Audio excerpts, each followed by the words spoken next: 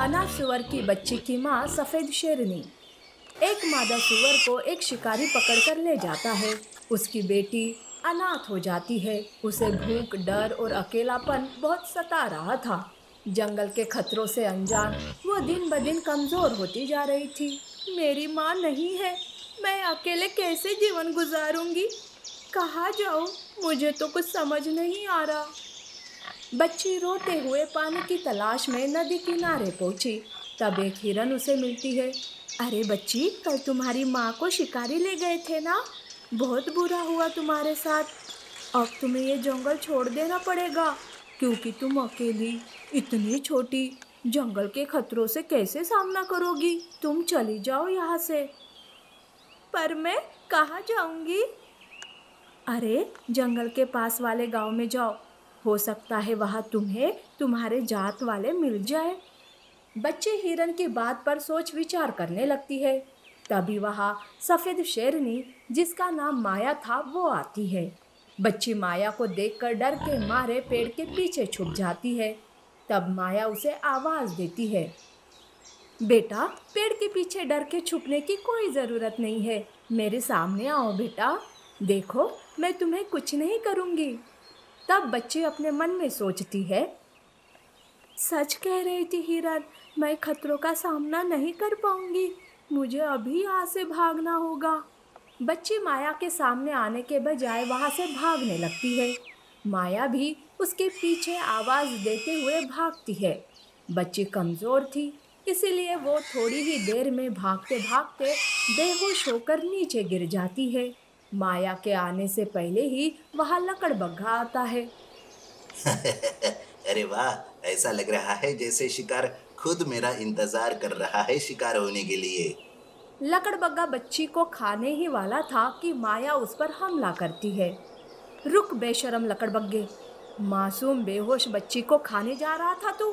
तुझ में जरा सी भी दया नहीं है? देख, अभी के अभी भाग जा यहाँ से, नहीं तो मैं तुझे कच्चा चबा जाऊंगी। माया की धमकी से लकड़बग्घा वहां से चला जाता है। माया बच्ची को लेकर गुफा में आती है। बच्ची को देखकर उसके दिल में ममता उमड़ आई। उसने तय किया कि वो इस नन्ही सी बच्ची की रक्षा करेगी। कितनी प्यारी बच्ची है ये, आज से ये मेरी बच्ची है, मैं इसे हर मुसीबत से बचाऊंगी। ऐसा कहकर माया बेहोश बच्ची को प्यार करती है। उसे होश में लाने के लिए कोशिश करती है। उसे दूध पिलाती है। तब जाके बच्ची होश में आती है। खुद को माया के पास देखकर बच्ची कहती है, आपने मेरी जान बचाई। मैं आपकी कोई नहीं लगती, फिर भी आपने मेरे लिए कितना कुछ किया। आपका बहुत बहुत धन्यवाद। अरे बेटा, ऐसे मत कहो, मेरा भी इस दुनिया में कोई नहीं है। तुझे देखकर मुझ में भी जीने की एक उम्मीद जाग गई। बेटा, आज से मैं तुम्हारी माँ, मुझे माँ कह के पुकारना बेटा। माया ने सुअर की बच्ची को अपनाया और उसकी देखभाल करना शुरू कर दी। उसने उसे दूध पिलाया और उसके लिए शिकार किया। धीरे धीरे बच्ची फिर से ताकतवर और खुशहाल होने लगी। माया बच्ची को सोनी कहकर बुलाने लगती है। माया उसे जंगल के खतरों से आगाह करती है और उसे जीने के नए तरीके सिखाती है। एक दिन जंगल में एक बड़ा खतरा आ गया। शिकारी बंदूक लेकर जंगल में आ गए। शिकारियों को सोनी देख लेती है। वो भागते हुए माया के पास आती है और कहती है, माँ माँ, शिकारी आ गए जंगल में। माँ, उनके पास बंदूक है। अब क्या होगा माँ? घबराओ मत सोनी, शिकारी तुम्हारे पास नहीं पहुंचेंगे। माँ, मुझे मेरी परवाह नहीं है माँ, पर मैं अपनी एक और माँ को नहीं खोना चाहती। माँ, आप कहीं पर छुप जाइए, मैं उन शिकारियों को चकमा देती हूँ।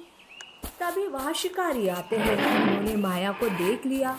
माया ने महसूस किया कि शिकारी उसके पीछे पड़े हैं। तब माया ने सोनी को सुरक्षित स्थान पर भेजा और खुद शिकारियों का सामना करने के लिए तैयार हो गई। माँ, आप ये ठीक नहीं कर रहे हो माँ, रुक जाइए ना माँ, आपको मेरी कसम। पर माया कहाँ रुकने वाली थी, वो भागने लगती है और उसके पीछे शिकारी। तब सोनी मन ही मन सोचती है, कुछ भी करके माँ को बचाना होगा। माँ ने मुझे खतरों से बचने के तरीके सिखाए थे। आज मैं उन्हीं तरीकों का इस्तेमाल करूंगी।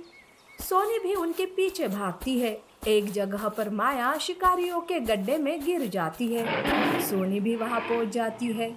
सोनी समय न गवाते हुए दो पत्थर को एक दूसरे पर घिसने लगती है, जिससे आग निकलती है। उसी आग से सोनी गड्ढे के सामने आग लगाती है। आग के कारण शिकारी गड्ढे के पास नहीं आ पाते। तब सोनी माया से कहती है, माँ, जल्दी से बाहर आइए। आग बुझने से पहले हमें यहाँ से भागना होगा। माया गड्ढे से बाहर आती है। तब वो दोनों वहां से भाग जाते हैं। शिकारियों के हाथ भी कुछ नहीं आता और वो भी वहां से चले जाते हैं। माया को अपनी बेटी पर बहुत नाज होता है। सोनी, तुम बहुत बहादुर हो बेटा। अपनी माँ को बचाने के लिए अपनी जान को दांव पर लगा दी। माँ, आपके ममता के सामने ये कुछ नहीं है। मैं आपके लिए जान भी दे सकती हूँ। जंगल में अब सोनी अकेली नहीं थी। उसके पास माया जैसी माँ थी, जिसने उसे जीना सिखाया और उसकी रक्षा की।